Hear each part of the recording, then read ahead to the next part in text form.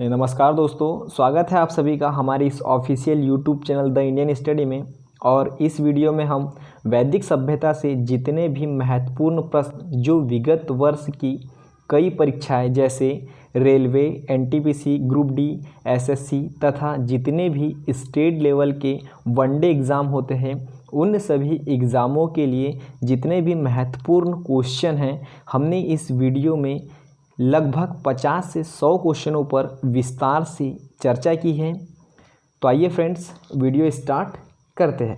तो हमारा जो टॉपिक है वैदिक सभ्यता, जो हमने पहला लेक्चर बनाया है उसमें सिंधु सभ्यता से जितने भी महत्वपूर्ण क्वेश्चन हैं वो अगर वीडियो आपने नहीं देखा है तो सबसे पहले लेक्चर नंबर 1 देखिए, उसके बाद में वीडियो नंबर 1 दूसरा वैदिक सभ्यता। ठीक है फ्रेंड्स, तो देखिए इसका जो पहला क्वेश्चन है फ्रेंड्स, पहला क्वेश्चन, सबसे पुरानी स्मृति कौन सी है? सबसे पुरानी स्मृति कौन सी है? तो इसका आंसर हो जाएगा मनु स्मृति। सबसे पुरानी स्मृति मनु स्मृति है और स्मृति को ही धर्मशास्त्र भी कहा जाता है। नारद स्मृति की बात करें तो नारद स्मृति से गुप्त वंश के विषय में जानकारी मिलती है। ठीक है फ्रेंड्स, तो आपको याद रखना है कि सबसे पुरानी स्मृति कौन सी है? मनु स्मृति, और नारद स्मृति से ही गुप्त वंश के विषय में हमें जानकारी मिलती है।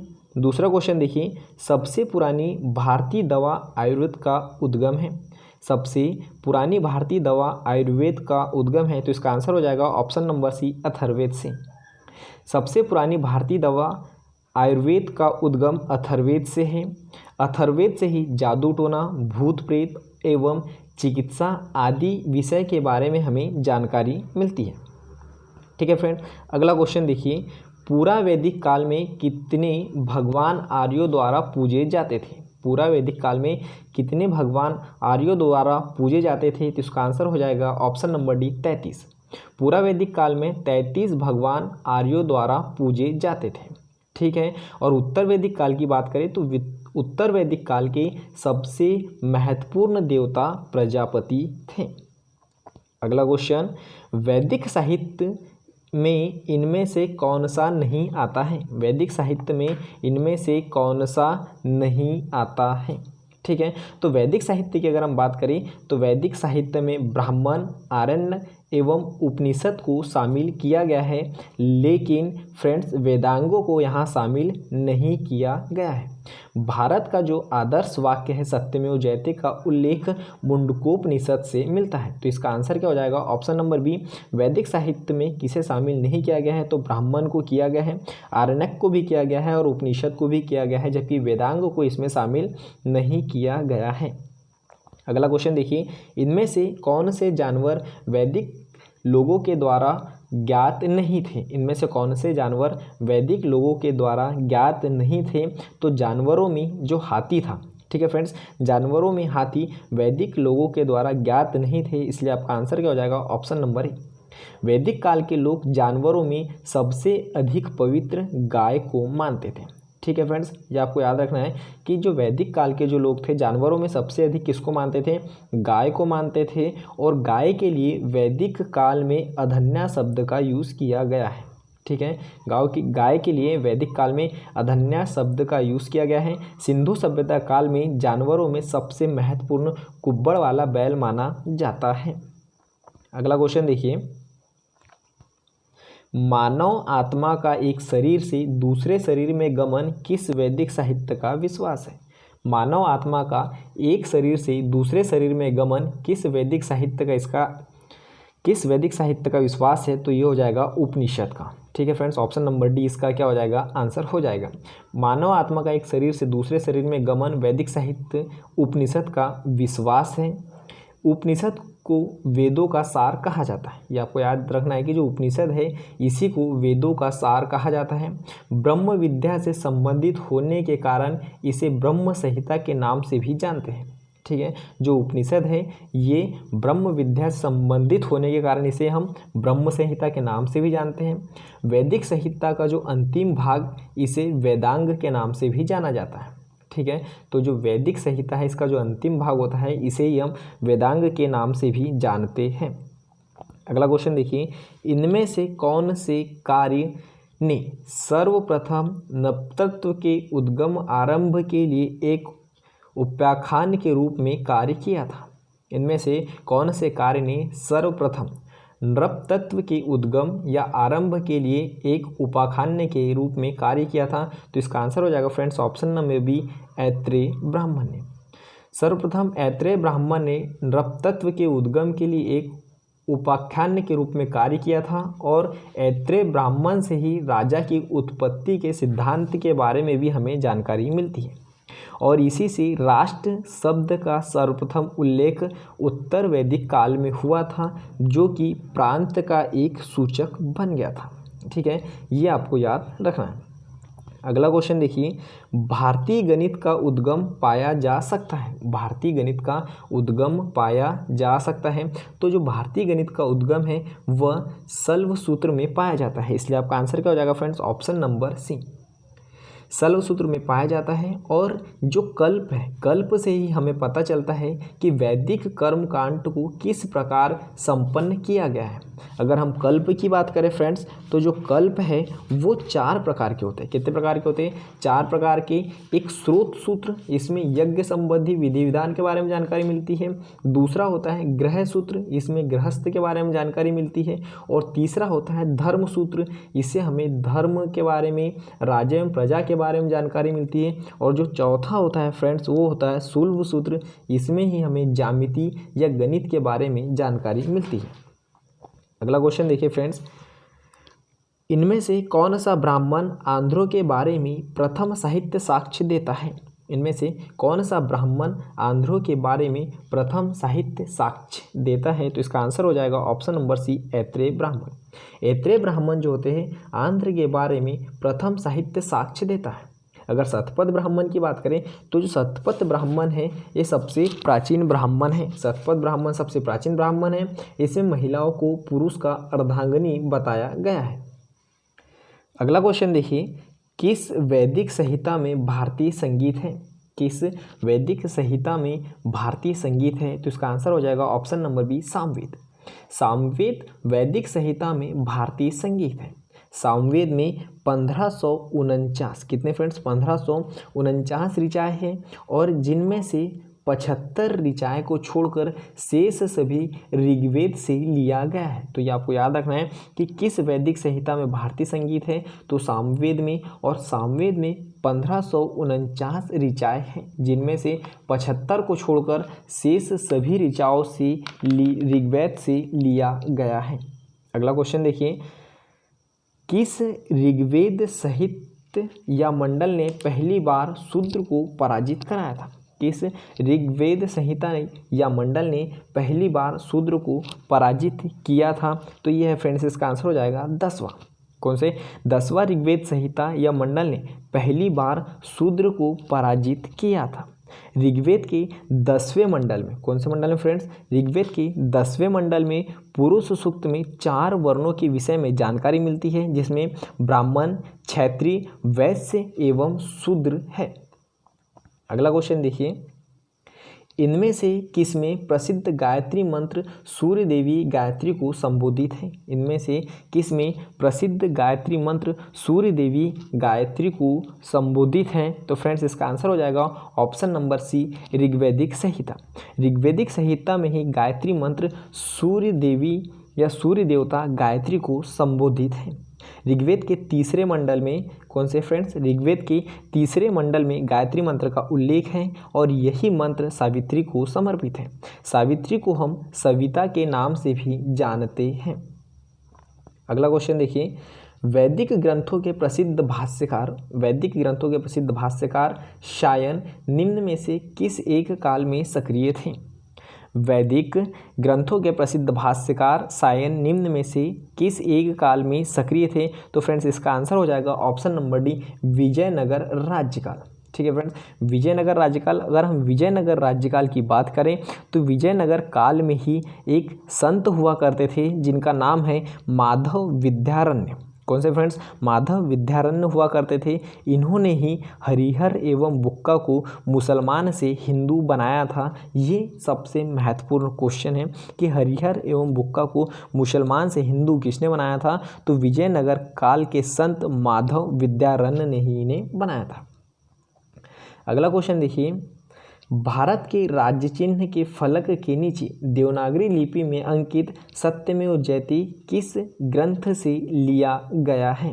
तो फ्रेंड्स इसका आंसर हो जाएगा ऑप्शन नंबर ए, मुंडकोपनिषद से लिया गया है। ठीक है फ्रेंड्स, मुंडकोपनिषद से लिया गया है सत्यमेव जयते, और यम नचिकेता संवाद का वर्णन कठोपनिषद से मिलता है। भारत के दार्शनिक बातों के विषय में हमें विस्तृत जानकारी कहाँ से मिलती है? तो उपनिषद से ही मिलती है, ये आपको याद रखना है। अगला क्वेश्चन देखिए, वर्ण व्यवस्था या जाति व्यवस्था कब परिणत हो गई? वर्ण व्यवस्था या जाति व्यवस्था कब परिणत हो गई? तो यह उत्तर वैदिक काल में परिणत हो गई थी। वर्ण व्यवस्था या जाति व्यवस्था उत्तर वैदिक काल में परिणत हो गई थी। ठीक है फ्रेंड्स, अगला क्वेश्चन, ऋग्वैदिक कालीन धर्म की मुख्य विशेषता क्या है? ऋग्वैदिक कालीन धर्म की मुख्य विशेषता क्या है? ऑप्शन नंबर ए, बलि देना, मूर्तियों की उपासना करना, नारी देवताओं की प्रबलता, या स्वर्ग की अस्तित्व में विकास। तो इसका जो आंसर है फ्रेंड्स, ऋग्वैदिक धर्म की मुख्य विशेषता बलि देना है। ऋग्वैदिक काल के लोग प्रकृति की पूजा करते थे। ठीक है फ्रेंड्स, तो ऋग्वैदिक काल के लोग प्रकृति की पूजा करते थे। उस समय के लोग मूर्ति की पूजा नहीं किया करते थे, और ना ही उस कालीन मंदिर के कोई हमें साक्ष्य प्राप्त हुए हैं। इसलिए आपका आंसर क्या हो जाएगा? ऑप्शन नंबर ए, बलि देना।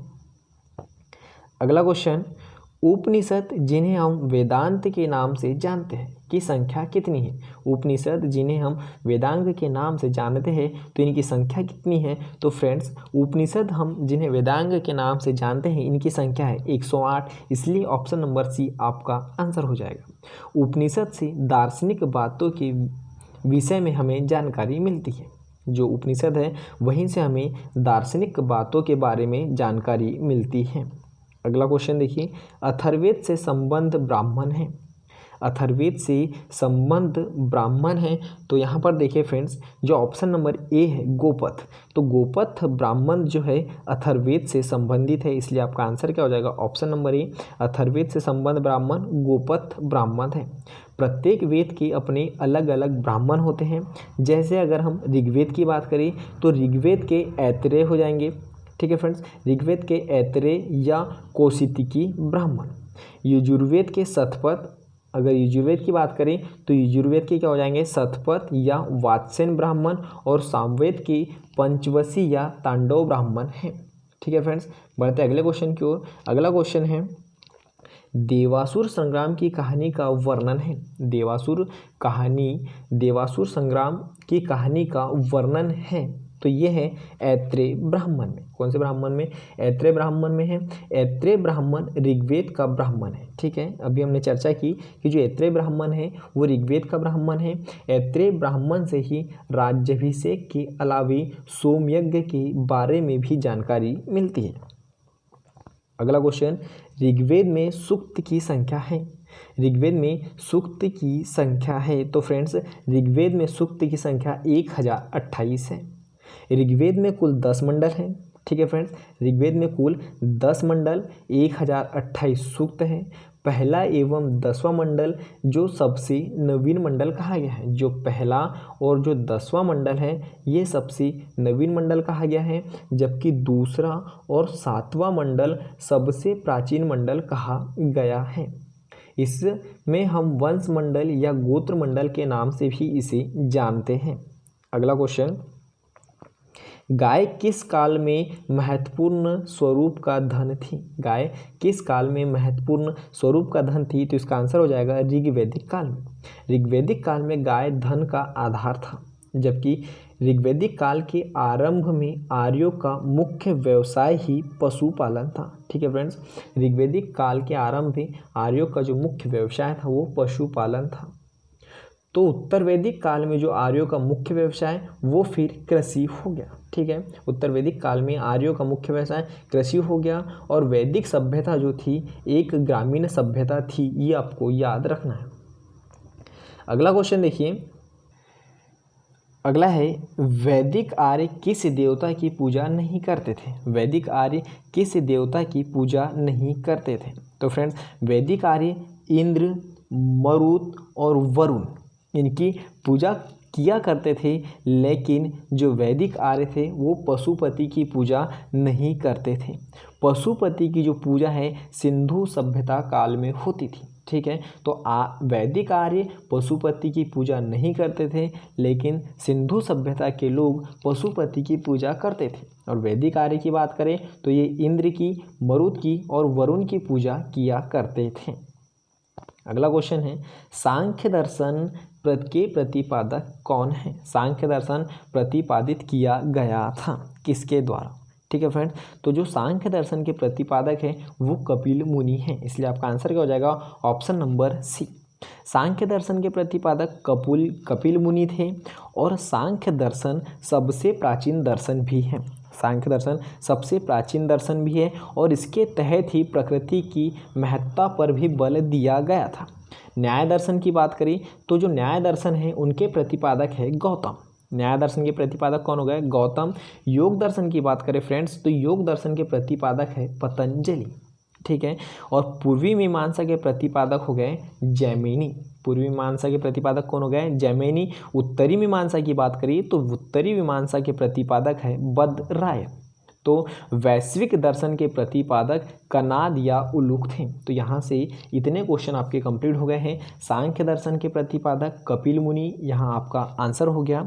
न्याय दर्शन के प्रतिपादक गौतम, योग दर्शन के प्रतिपादक पतंजलि, पूर्वी मीमांसा के प्रतिपादक जैमिनी, उत्तरी मीमांसा के प्रतिपादक बदरायन और वैश्विकी दर्शन के प्रतिपादक कनाद या उलूक थे। अगला क्वेश्चन देखिए, मनु ने किन नदियों के बीच क्षेत्र को ब्रह्मवृत्त कहा है? मनु ने किन नदियों के बीच क्षेत्र को ब्रह्मवृत्त कहा है? तो यहाँ इसका friend option number C, Saraswati एवं दृश्यवती। आर्यों ने गंगा, यमुना, दावोप क्षेत्र एवं उनके जो नज़दीकी क्षेत्र है उस पर कब्जा कर लिया गया था और उसी क्षेत्र का नाम बृहर्षि देश रख दिया था। उसी क्षेत्र का नाम बृहर्षि देश रख दिया था और ये सरस्वती एवं दृश्यवती नदी को ही मनु ने नदियों के बीच के क्षेत्र को ब्रह्मवृत्त कहा है। अगला क्वेश्चन, यज्ञ सूत्र निम्न में से किस वेद में है? यज्ञ सूत्र निम्न में से किस वेद में है? तो इसका फ्रेंड्स आंसर हो जाएगा ऑप्शन नंबर सी, यजुर्वेद। यज्ञ संबंधी विधि विधानों का वर्णन भी यजुर्वेद में ही है।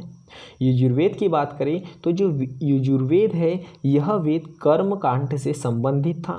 यजुर्वेद की रचना गद्य एवं पद्य में की गई है। ठीक है फ्रेंड्स, अगला क्वेश्चन, आरंभिक वैदिक काल में समिति थी। आरंभिक वैदिक काल में समिति थी तो ये लोकप्रिय सभा या असेंबली को ही हम आरंभिक वैदिक काल की समिति कहते थे। आरंभिक वैदिक काल में सभा, समिति एवं विद्वत नामक लोकतांत्रिक संस्थाओं के विषय में जानकारी मिलती है। सभा समाज के पढ़े लिखे लोगों का प्रतिनिधित्व करती थी। जो सभा समाज है वो पढ़े लिखे लोगों का प्रतिनिधित्व करती थी। तो वहीं पर अगर हम समिति की बात करें, समिति जो थी वो सामान्य जनता का प्रतिनिधित्व करती थी। समिति के जो प्रधान हुआ करते थे उसे हम ईशान कहते थे। समिति के प्रधान को क्या कहते थे? ईशान कहते थे। और विद्वत सबसे प्राचीन लोकतांत्रिक संस्था थी, ये आपको याद रखना।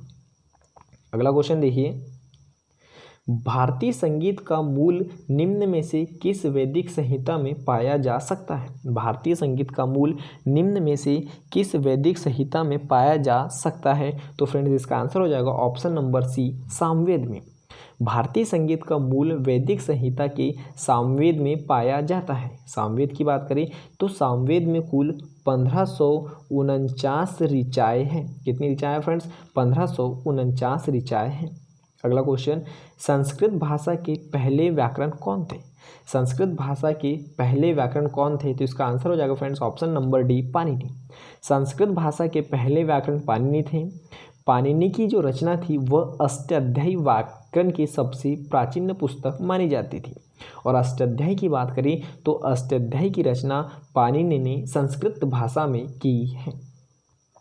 अगला क्वेश्चन, महाभाष्य किसने लिखा था? महाभाष्य किसने लिखा था? तो फ्रेंड्स जो महाभाष्य है वो पतंजलि ने लिखा था, इसलिए आपका आंसर क्या हो जाएगा? Option number B.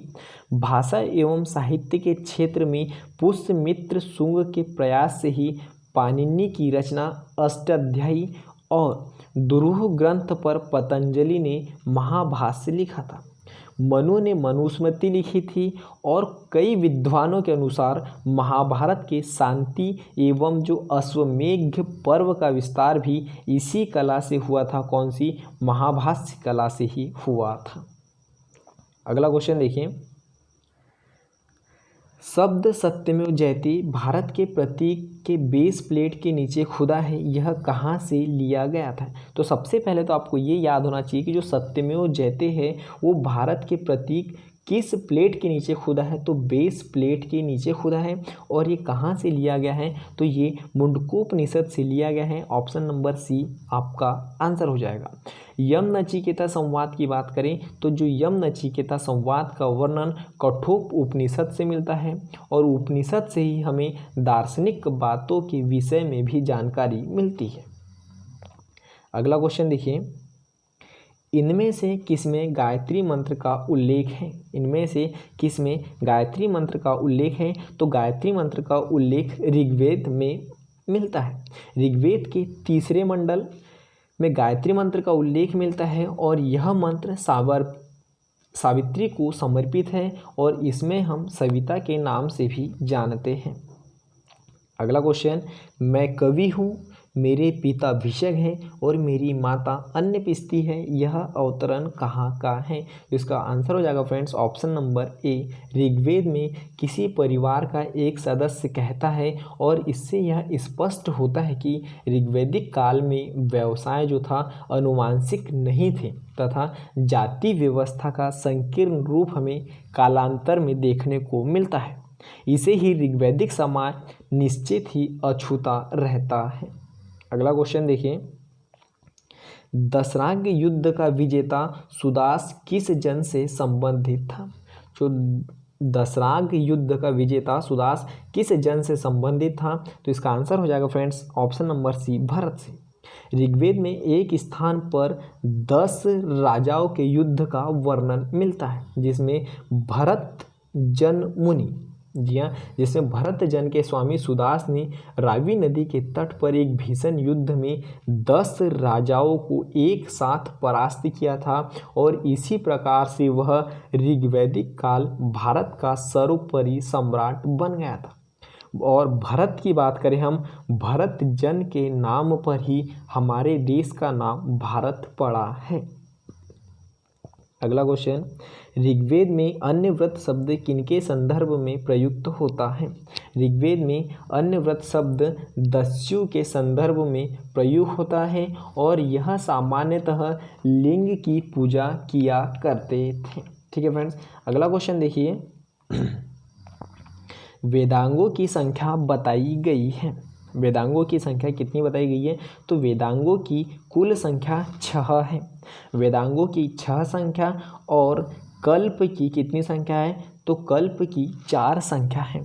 अब वेदांगों की 6 संख्या कौन सी? शिक्षा, कल्प, व्याकरण, निरुक्त, छंद और ज्योतिषी।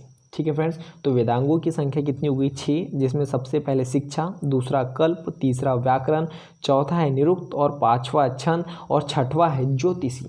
कल्प कितने प्रकार के होते हैं? तो कल्प 4 प्रकार के होते हैं, श्रोत सूत्र, गृहस्थ सूत्र, धर्म सूत्र और शुल्ब सूत्र, ये 4 कल्प होते हैं। अगला देखिए, उपनिषद शब्द का शाब्दिक रूप से यह अर्थ होता है। उपनिषद शब्द का शाब्दिक रूप से अर्थ होता है पास बैठना या समीप बैठना, इसलिए आपका आंसर क्या हो जाएगा? ऑप्शन नंबर सी। उपनिषद शब्द का प्रयोग समीप बैठना अर्थात ब्रह्म विद्या को प्राप्त करने के लिए गुरु के पास बैठने के लिए ही हमने उपनिषद शब्द को लिया गया था और इसी उपनिषद से ही हमें दार्शनिक बातों के बारे में जानकारी मिलती है। अगला क्वेश्चन, निम्नलिखित वैदिक साहित्यों में से किस भारतीय संगीत का उद्गम किसमें खोजा जा सकता है? निम्नलिखित वैदिक संहिताओं में से भारतीय संगीत का उद्गम किसमें खोजा जा सकता है? तो सामवेद में खोजा जा सकता है। ठीक है फ्रेंड्स, इसके इतिहास के बारे में हमें महत्वपूर्ण जानकारी मिलती है और सामवेद में ही 1549 ऋचाएँ हैं।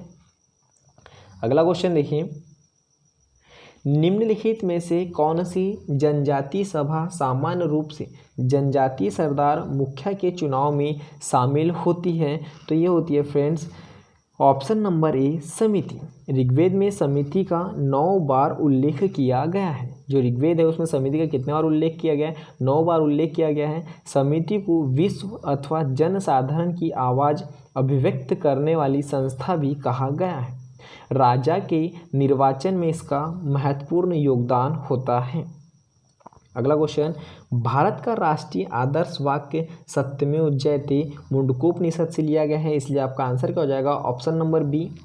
अगला क्वेश्चन देखिए, उपनिषद क्या है? उपनिषद क्या है? तो उपनिषद से हमें दार्शनिक बातों के बारे में जानकारी मिलती है और उपनिषद जो है एक हिंदू दर्शन का स्रोत है। और जो भारत का आदर्श वाक्य सत्यमेव जयते एक उपनिषद से ही लिया गया है। ठीक है, उपनिषदों की कुल संख्या 108 बताई गई है। इसे वेदों का सार, ब्रह्म विद्या या वेदांत के नाम से भी जाना जाता है।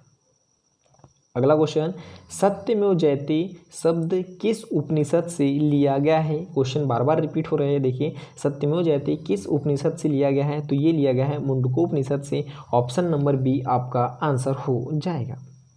अगला क्वेश्चन, निम्नलिखित में से कौन संस्कृत का प्रथम व्याकरणविद था? तो निम्नलिखित में से कौन संस्कृत का प्रथम व्याकरणविद था? तो ये थे फ्रेंड्स पाणिनि। पाणिनि संस्कृत का प्रथम व्याकरणविद था। पाणिनि की अष्टाध्यायी व्याकरण की सबसे प्राचीन पुस्तक मानी जाती है और अष्टाध्यायी पर महाभाष्य पतंजलि ने ही लिखा था। तो फ्रेंड्स, वैदिक सभ्यता से जितने भी महत्वपूर्ण क्वेश्चन बने हमने विस्तार से चर्चा की है। उम्मीद करता हूं कि आपको यह वीडियो पसंद आया है। वीडियो पसंद आया है तो लाइक कीजिए, सब्सक्राइब कीजिए और शेयर कीजिए। मिलते हैं अगले वीडियो में जैन धर्म के साथ, और जैन धर्म से जितने भी महत्वपूर्ण क्वेश्चन बनेंगे हम सभी क्वेश्चनों पर विस्तार से चर्चा करेंगे। जय हिंद, जय भारत।